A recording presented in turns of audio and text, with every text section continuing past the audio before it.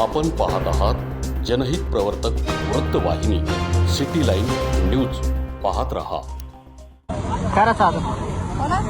पहिले दिल्ली येथे जंतर मंतर या ठिकाणी गेल्या 20-22 दिवसापासून अभिजित तिपके आणि सोनम वांगचुक यांच्या नेतृत्वाखाली नीट पेपरच्या फुटी संदर्भात आणि धर्मेंद्र प्रधान जे केंद्राचे शिक्षण मंत्री आहेत त्यांच्या राजीनाम्या संदर्भात जे आंदोलन शांततेच्या मार्गाने चालू होतं, परंतु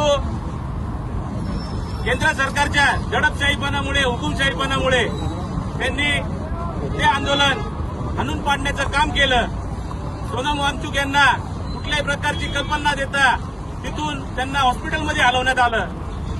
त्यानंतर जंतर मंतरवर मध्ये जे विद्यार्थी लाखोच्या संख्येने उपस्थित होते, जे शांततेच्या मार्गाने आंदोलन करत होते, तेथे त्यांच्यावरती अमानुषपणे मारहाण करण्यात आली.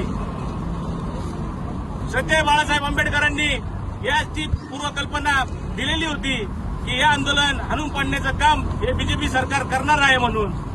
आणि इथून मागेही बाळासाहेबांनी वेळोवेळी जनतेला आव्हान केलेलं आहे की हे बीजेपी सरकार कोणत्या प्रकारे नागरिकांची हेळसांड करत आहे, त्यांच्या जीवाशी कसं खेळत आहे, कुठल्याही प्रकारे विकास न करता फक्त त्यांची मनमानी चालू आहे, हे बाळासाहेब आंबेडकर नेहमी सांगत आले आणि त्याही दिवशी सांगितलं होतं. परंतु जंतर मंतरवरती जे विद्यार्थ्यांवरती हल्ले झाले, जे विद्यार्थी उद्याचं भारताचं भविष्य घडवणार आहे, त्या विद्यार्थ्यांवरती अशा अमानुषपणे मारहाण केली. त्याबद्दल श्रद्धेय बाळासाहेब आंबेडकरांनी संपूर्ण महाराष्ट्र बंद करण्यास सांगितलं आणि त्याप्रमाणे नाशिक जिल्ह्यामध्ये सर्व व्यापारी कामगार वर्गांनी आणि सर्व डावे पक्ष असतील सर्व संघटनांनी त्यात सामील होऊन शांततेच्या मार्गाने बंद पुकारला. मी सर्वांचे आभार मानतो. आणि जर धर्मेंद्र प्रधाननी जर राजीनामा जर दिला नाही तर श्रद्धेय बाळासाहेब आंबेडकर जी भूमिका घेतील ती त्याहीपेक्षा तीव्र असेल हे सर्वांना आवाहन करतो. आणि मी आलेल्या सर्व वंचित बहुजन आघाडीच्या आणि सर्व पक्षांच्या संघटनेच्या कार्यकर्त्यांचे आभार मानतो. तसेच पोलिसांनी सहकार्य शांततेच्या मार्गाने जे सहकार्य आम्हाला केलं त्यांचे आभार मानतो. भारतीय बौद्ध महासभेचेही आम्ही आभार मानतो.